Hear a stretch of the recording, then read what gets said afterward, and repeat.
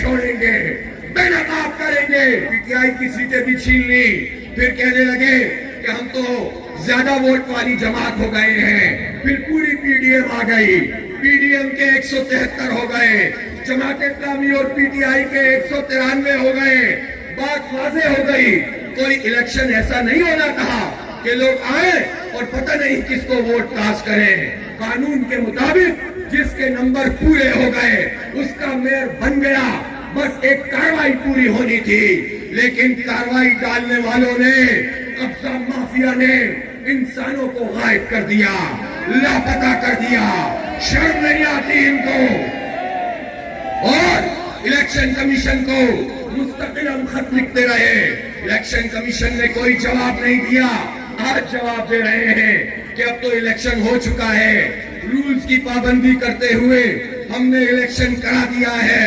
Chief election commissioner صاحب، آپ نے کسی قانون کی پابندی نہیں کی، آپ شفاف انتخاب کرانے میں ناکام ہو گئے۔ آپ نے ایسا انتخاب کرایا ہے جو قلم کا ٹیکا بن گیا ہے، جو آپ پر اور آپ کے محبوب زرداری صاحب پر اور بلاول زرداری صاحب کے ماتھے پر قلم کا ٹیکا بن گیا ہے۔ یہ آپ کا تعاقب کرے گا، یہ آپ کا پیچھا کرے گا، اور آپ کو سب جس طرح بلاول کو مینڈیٹ چور کہتے ہیں، زرداری کو مینڈیٹ چور کہتے ہیں، چیف الیکشن کمشنر کو بھی مینڈیٹ چور کہیں گے۔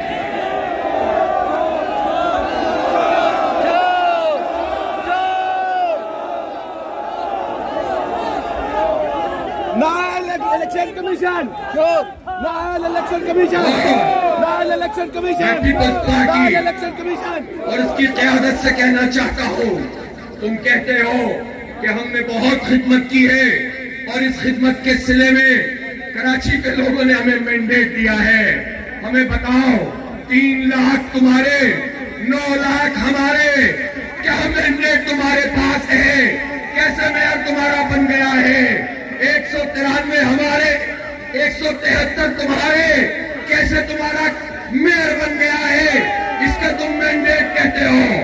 ہاں، تمہاری ایک سرشت ہے جو تبدیل نہیں ہوئی۔ ہم نے سوچا تھا شاید حالات بدل گئے ہیں، آگے بڑھ گئی یہ بات تو یہ کچھ سیکھ جائیں گے اور اپنی ساکھ کو بحال کریں گے، لیکن پیپلز پارٹی نہیں بدلی۔ سن 65 کی بات ہے، جب ایوب خان کو بھٹو صاحب ڈیڈی ڈیڈی کہا کرتے تھے، کنونشنل لیگ کے سیکرٹری تھے، نوجوان ملت کو ہرا دیا، ڈکٹیٹر کو جتا دیا۔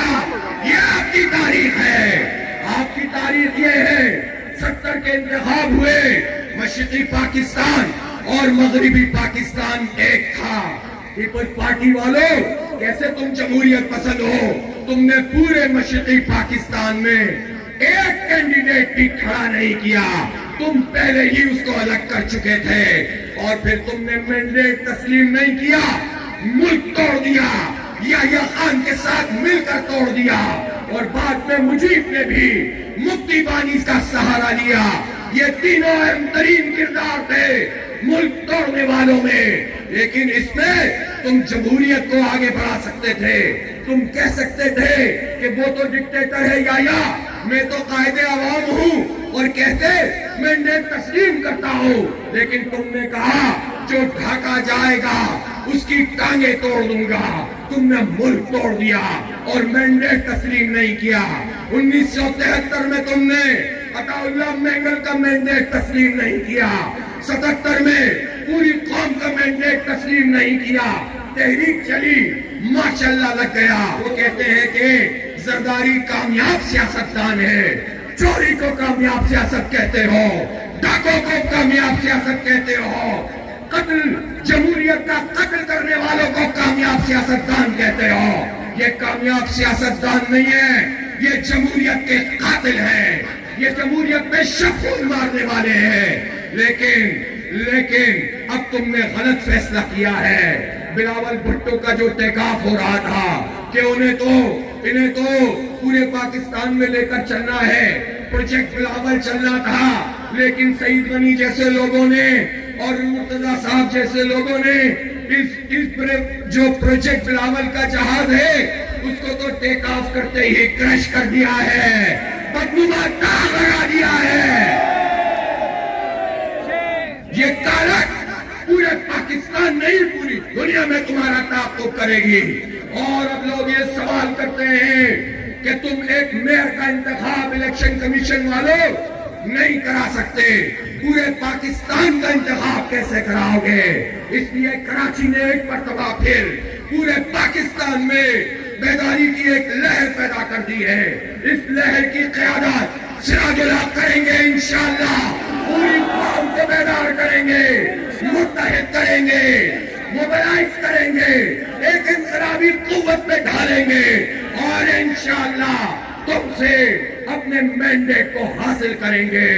इंशाअल्लाह हम हाई कोर्ट में ही है, सुप्रीम कोर्ट में भी है। 13 जून को मेयर का इंतखाब और 14 जून को बैक डेट में बजट भी एडमिनिस्ट्रेटर से पास करवा लिया। शर्म नहीं आती इन लोगों को। लेकिन कब तक भागोगे? और इंशाअल्लाह अब शहर कराची में जमात इस्लामी का ही बनेगा इंशाअल्लाह। जब इनकी हल्का बंदियां नाकाम हो गई, कैसी हल्का बंदियां? हम जिन यूसीओ में जीते हैं वहां एवरेज वोट 45 से 50,000 है।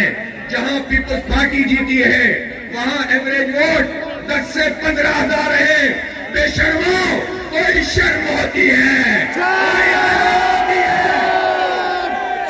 तुम फिर भी हार गए, तुम फिर भी हार गए। जरदारी साहब, तुम्हारी हल्का बंदियां हार गई, तुम्हारी वोटर लिस्ट हार गई, कराची ने तुम्हें शिकस्त दे दी। तो फिर तुमने अपने आरओस के जरिए नतीजे बदलने शुरू किए और 7,400 वाले को हरवा दिया, 1200 वाले को जितवा दिया। कहने लगे सीटें हमारी ज्यादा हो गई हैं। 14 सीटें ऐसी हैं जो तुमने खाई है, डकार भी नहीं ली है, लेकिन एक एक वोट निकालेंगे इंशाअल्लाह, एक एक सीट का तहफ़्फ़ुज़ करेंगे इंशाअल्लाह। मुझे अफसोस इस बात का है, सीधे साधा केस था, फॉर्मूला भी मौजूद था। आज हम इलेक्शन कमीशन के करीब ये जलसा कर रहे हैं। हम इलेक्शन कमीशन में आए थे, चीफ इलेक्शन कमिश्नर ने यकीन दहानी कराई थी कि इंसाफ मिलेगा। प्रोसीडिंग शुरू की, 2 महीने लगा दिए। इन 2 महीनों में पूरी इंतजामिया ने अपनी मर्जी के वोट बना लिए और फिर फैसला, पीपल्स पार्टी का लिखा हुआ फैसला इलेक्शन कमीशन पाकिस्तान से जारी हुआ। चोरों की सरपरस्ती की, डाकुओं की सरपरस्ती की, कब्जा माफिया की सरपरस्ती की, मैंडेट में डाका डालने वालों की सरपरस्ती की और कराची के आवाम के मैंडेट पर डाका डालने में एक टीम का किरदार इलेक्शन कमीशन ने अदा किया। नहीं छोड़ेंगे।